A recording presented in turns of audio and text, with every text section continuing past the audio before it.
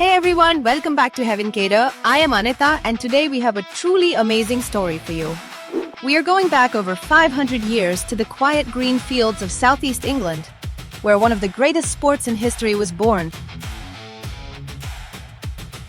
Deep in the Weald, a region of ancient forests spanning Kent, Sussex and Surrey, farming communities lived simple lives among the trees. That sport is cricket, and its origin story is far more fascinating than most people realize. Let us find out.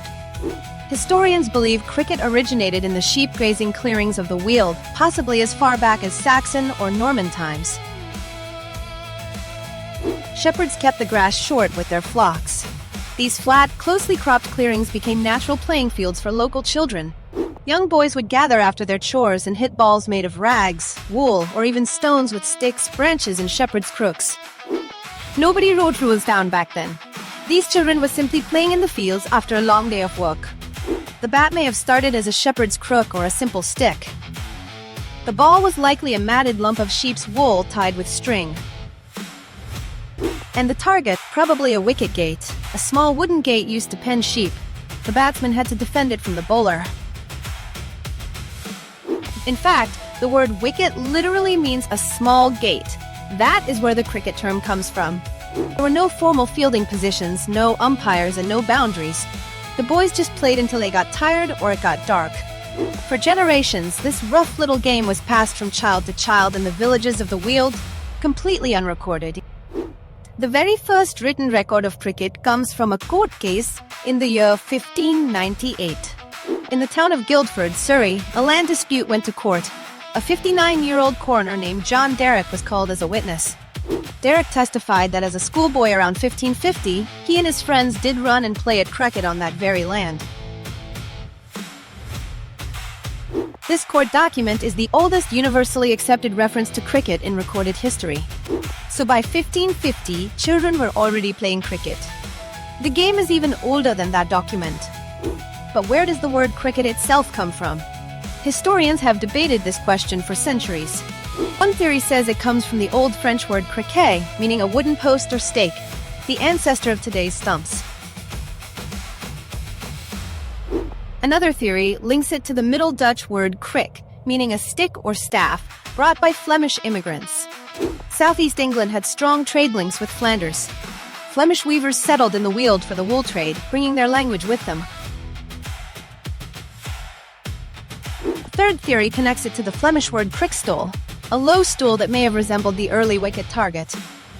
Whatever the exact origin, by the late 1500s, the word cricket was firmly established in England. In 1611, cricket was first documented as an adult sport. It was no longer just a children's game. By 1646, the first recorded organized cricket match was played. Village teams began competing against each other across southern England.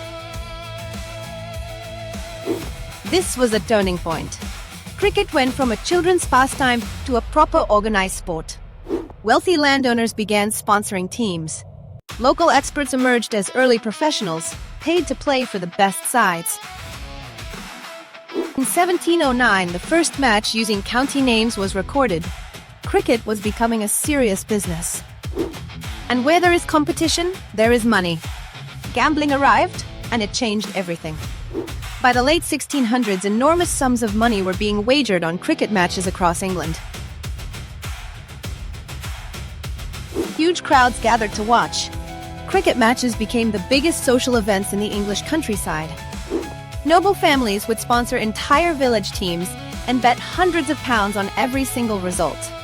But gambling also brought corruption.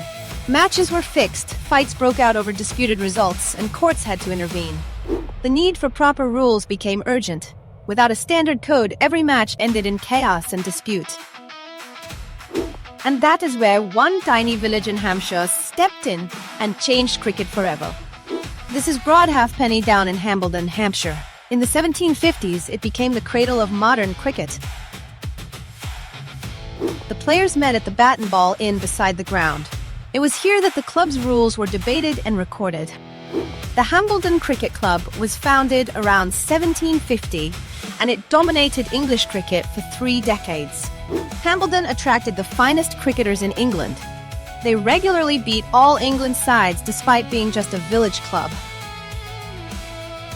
Thousands of spectators would travel from across England to watch Hambledon play. It was the cricket capital of the world. But Hambledon's greatest contribution was not their victories. It was the rules they helped create. In 1744, the first formal laws of cricket were written. Hambledon helped refine and enforce them over the following decades.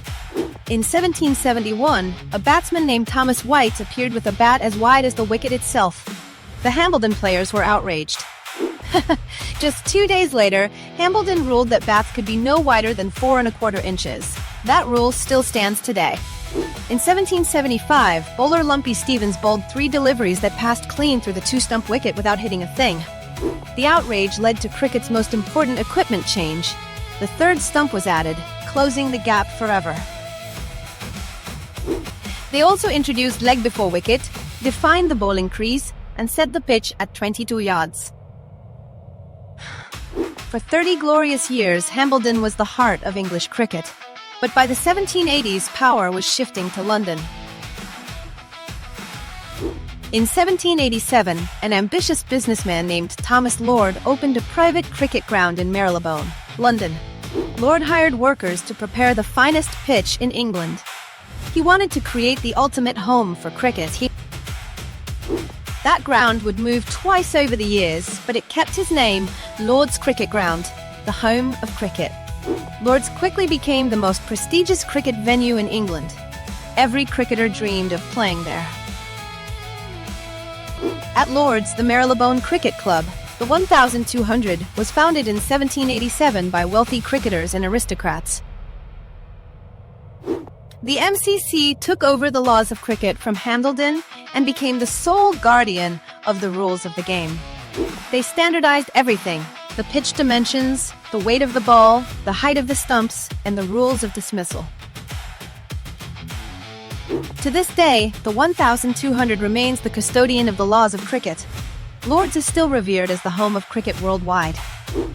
Now that the game had a proper governing body, let us look at how the equipment itself evolved. The earliest cricket bat looked nothing like today's blade. It was curved at the bottom like a hockey stick made to hit balls along the ground.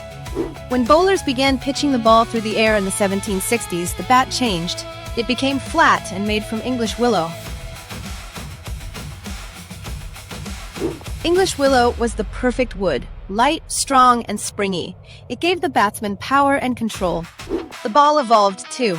It went from a lump of rags and wool to a precision-made sphere of cork, wound string, and hand-stitched red leather. The 1200 standardized the ball's weight and circumference. Machine-assisted manufacturing later ensured consistent bounce and quality. The wicket went from 2 stumps to 3 in 1775, thanks to Lumpy Stevens and his 3 perfect deliveries. Protective gear came much later. Early cricketers just took the bruises and carried on bravely. Leg pads were introduced around 1800. Batting gloves arrived in the 1870s. Helmets did not come until the 1970s. Today, helmets use carbon fiber and titanium grills. Modern protective gear is a far cry from those early days without any protection. Now that the game had proper rules, a governing body, and proper equipment, it was ready to travel the world. In the 18th and 19th centuries, the British Empire expanded across the globe. Wherever they went, they brought cricket. Cricket reached India in the early 1700s through the East India Company. The Calcutta Cricket Club was founded in 1792. Indians fell in love with cricket. It became more than a sport. It became part of the culture and identity. The Board of Control for Cricket in India was established in 1928, and India earned official test status in 1932. Cricket reached Australia with the first fleet in 1788. The vast open spaces and competitive spirit made it a perfect fit. In the West Indies, cricket took root in the sugar plantations. The Caribbean would produce some of the most explosive cricketers ever seen. Cricket also spread to South Africa, New Zealand, Pakistan, Sri Lanka, and dozens of other nations. Each country added its own flavor and passion to the game, but the core laws from the 1200 remained the standard everywhere. A remarkable fact: the first international cricket match was played in 1844 between the United States and Canada. But the biggest moment in international cricket history was still to come: the very first Test match. On the 15th of March, 1877, history was made at the Melbourne Cricket Ground in Australia.